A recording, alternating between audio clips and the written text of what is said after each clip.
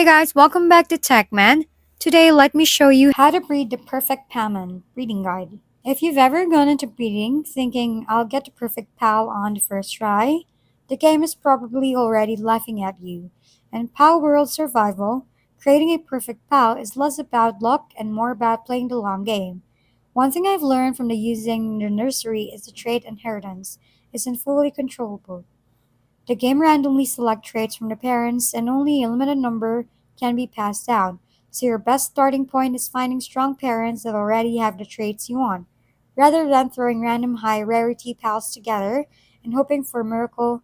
Experienced players usually build what I'd like to call trait carriers. These are pals that hold specific disabled traits, which you can then combine through multiple generations of breeding. It's a bit like assembling a dream sports team. Expect the recruiters are orangey and they occasionally forgot their job.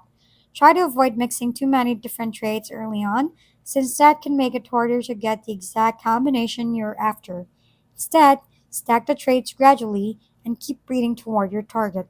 It may take several generations, but this method gives you the highest chance of ending up with a near perfect pal instead of a random surprise.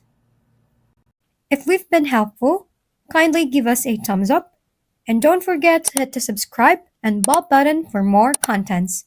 For any questions and suggestions, comment down below.